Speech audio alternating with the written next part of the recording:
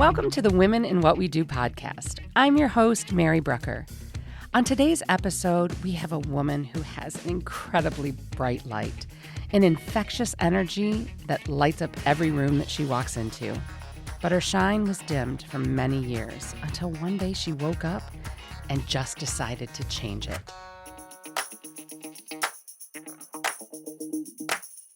So welcome my guest, Miss Abby Sadowy. Hello, Mary. How are you? I'm so good.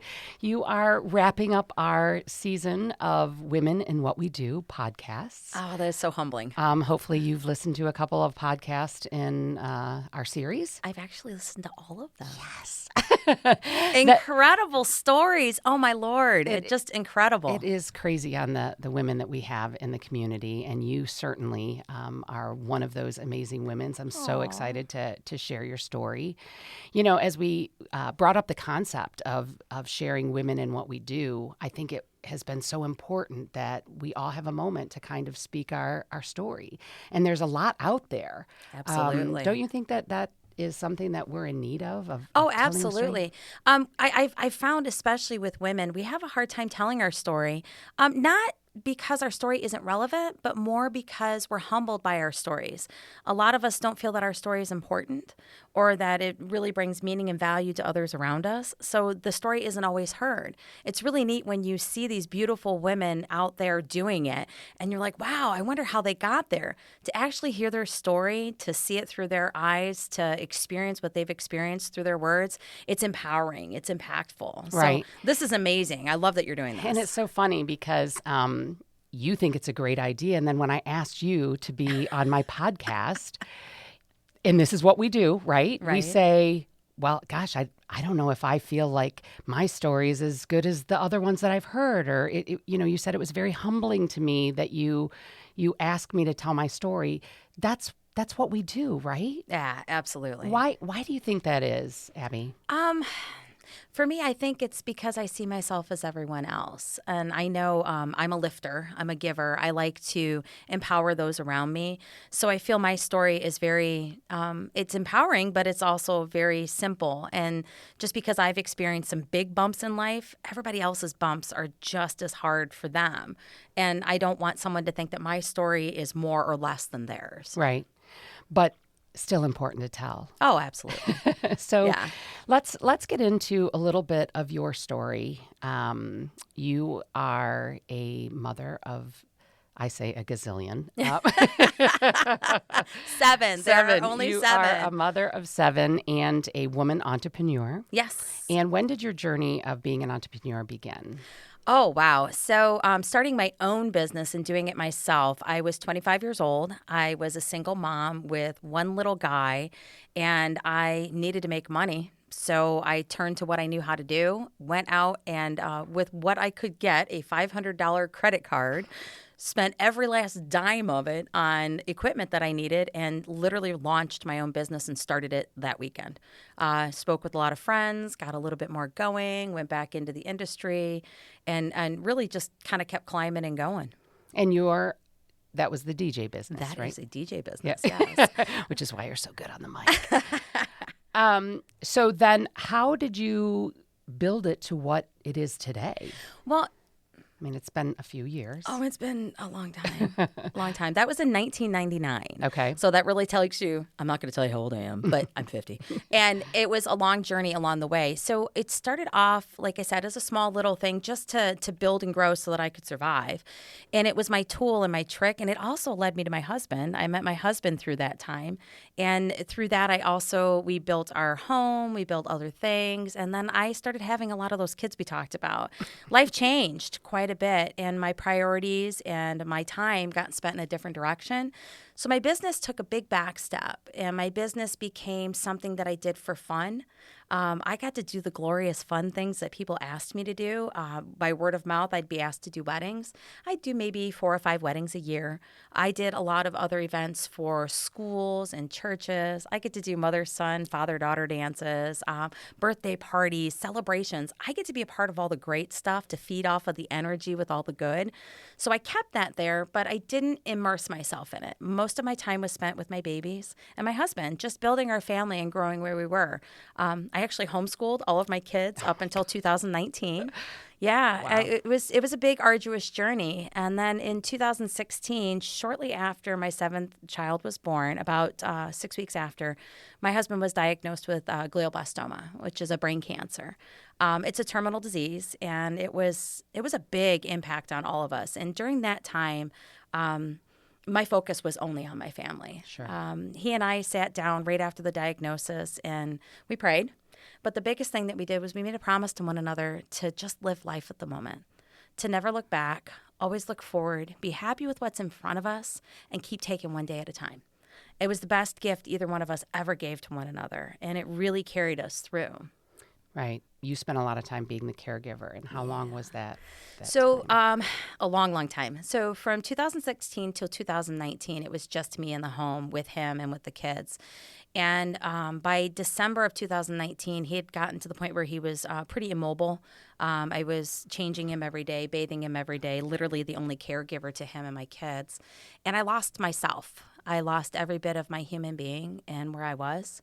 And I remember the day so vividly. It was a Wednesday, and it was in January. And I woke up, and I looked in the mirror, and I hated myself. I didn't like what I saw. I didn't like the person staring back at me. And I was humbled, and I wanted to cry. And then I got mad. And I realized, okay, what are we going to do? We got to change this. We're not going to stand here and cry. There's much more to be done in life. And in this moment, you still have 7 children and a husband who is dying. Mm-hmm. And they're in the house with me at this moment. Right. Right around a corner, literally. I can't not be strong. I can't not do the next thing. And I didn't need to do it for them. I also really needed to do it for me.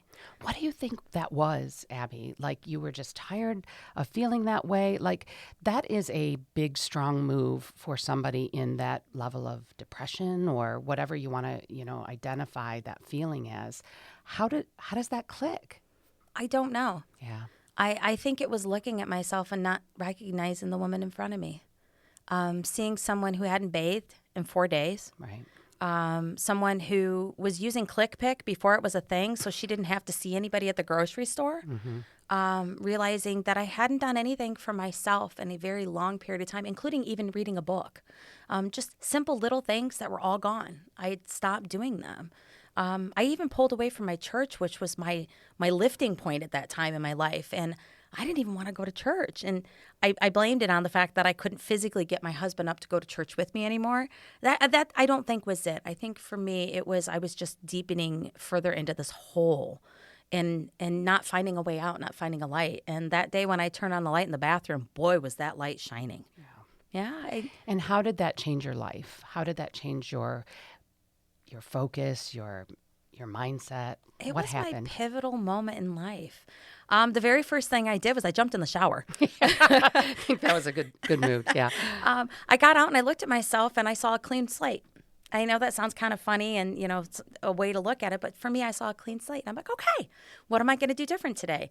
I'm going to put on makeup. Mm-hmm. Well, mind you, I hadn't put on makeup in probably close to 3 years. I didn't even own any. But my daughter was in competitive cheer. So I went digging through her drawer and grabbed all of her makeup. Yeah, you want to talk about the brightest makeup ever. Sure. I was shining bright that day, sparkly clean.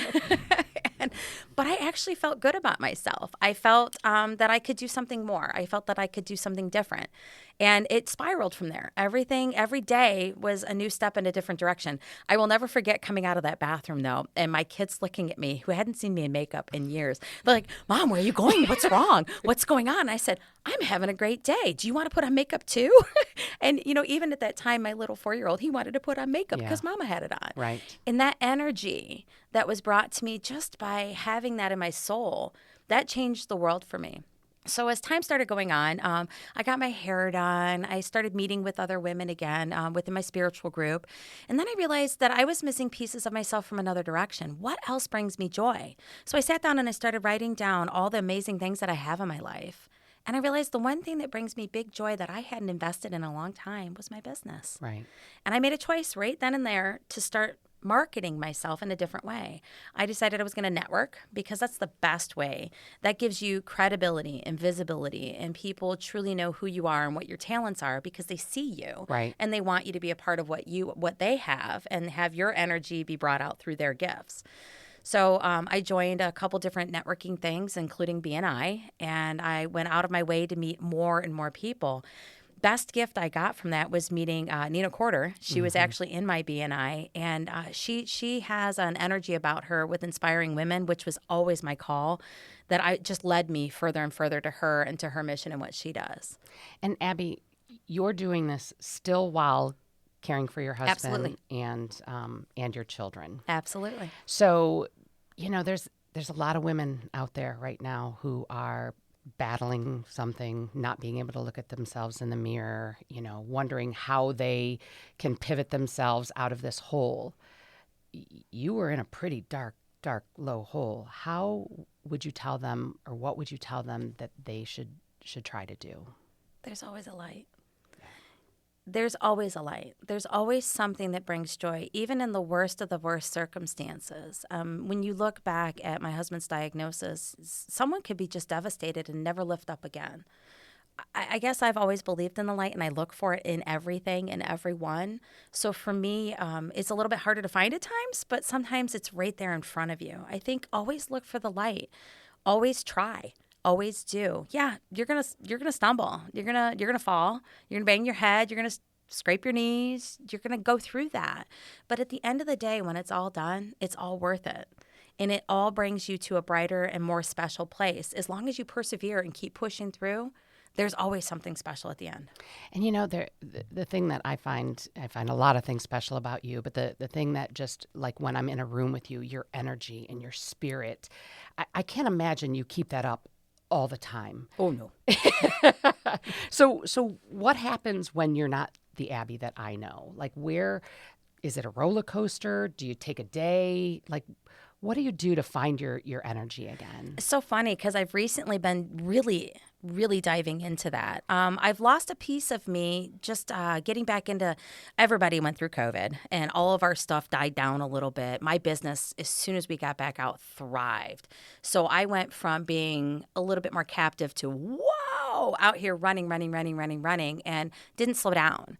So this past year, a year ago this time, I made a conscious choice not to add more to my plate, to start looking at my time as an investment.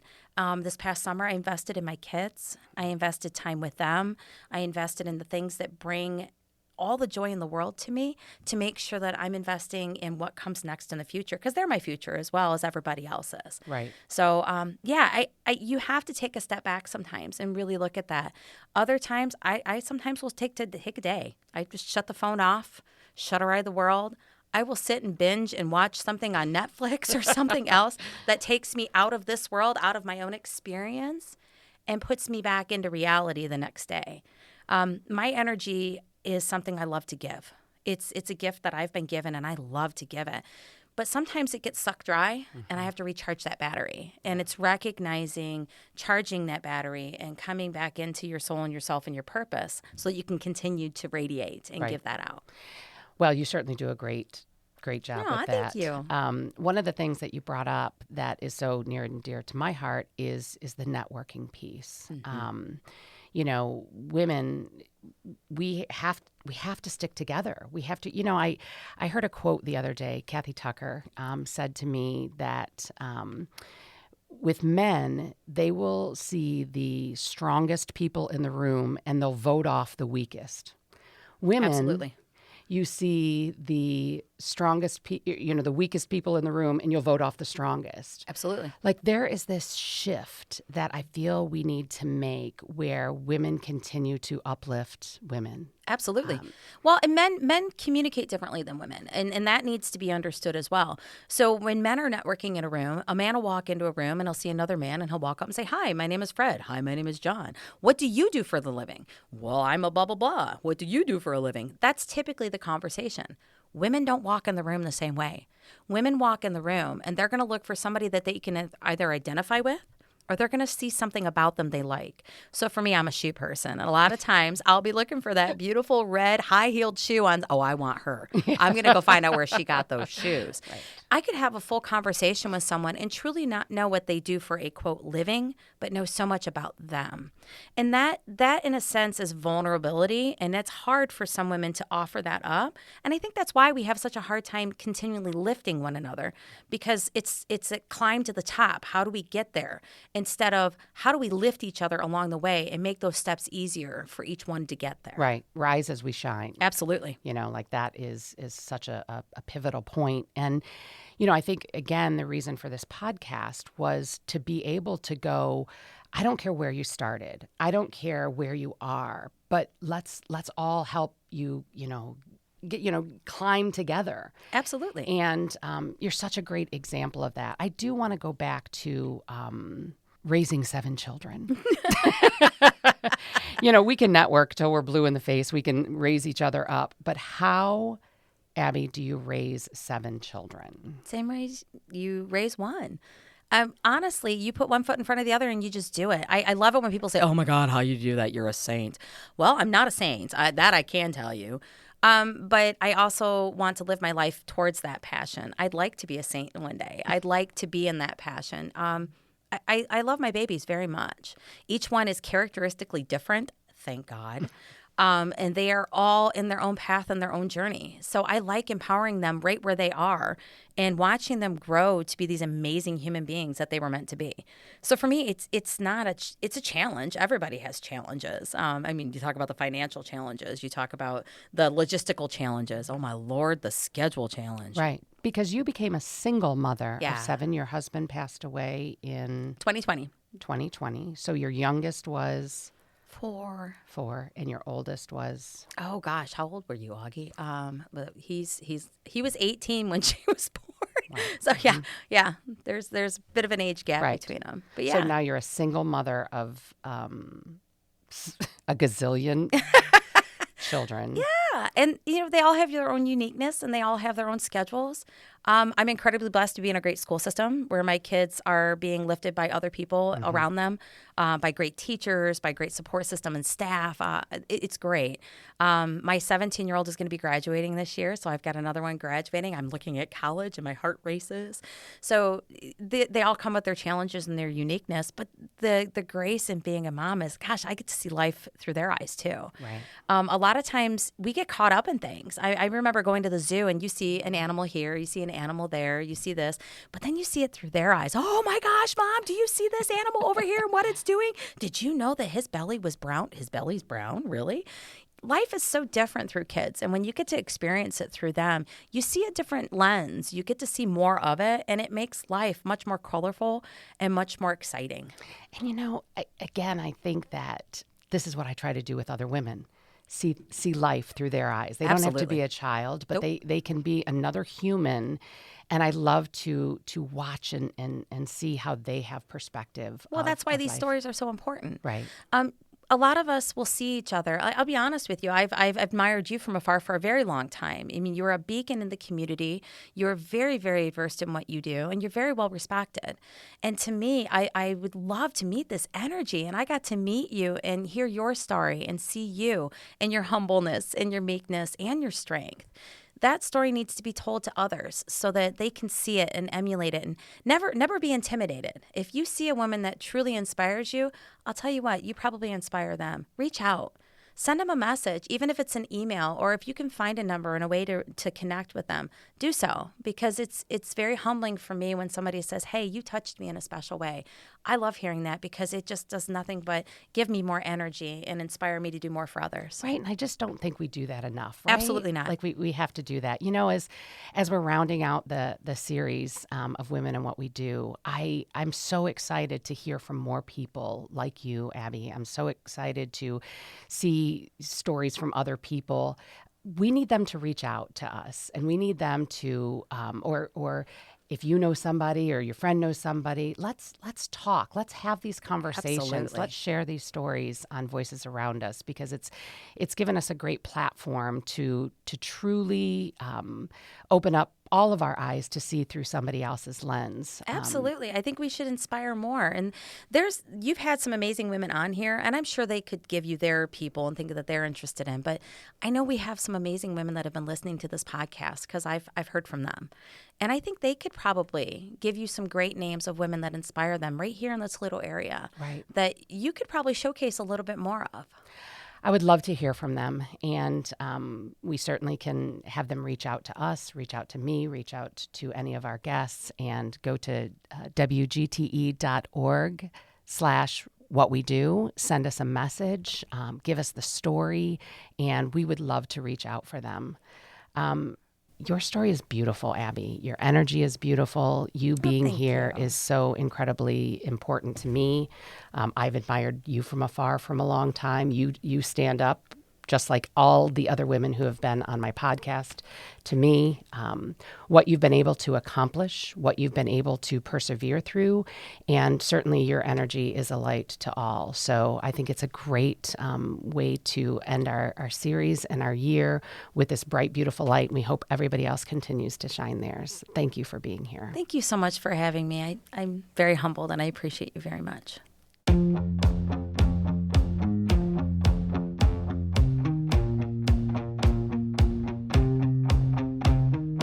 Pick a day, turn on the light, look into the mirror, slap on a little makeup if you need to, and truly see yourself and understand that you can change your day and your story. Thank you, Abby, for sharing your journey with us today, and certainly for shining your light. We have women all around us that have voices to be heard and stories to be shared. It has truly been an honor to bring the light to my guests in these last 11 episodes of Women in What We Do. I'm so happy to be coming back in 2024. But you know what? We need you. We need you to help us tell stories of people who inspire you, people whose stories may be out there that have never been told. Please share them with us so we can share them with the world. Reach out to us at wgte.org/what we do. Send us an email, a message. We'd love to share your story. Thank you so much again for our guest, Abby, for being a part of our program today. To Chris Pfeiffer, my amazing executive producer, and for all of you for tuning in and listening to these amazing stories of women around us. And remember, speak up. We do.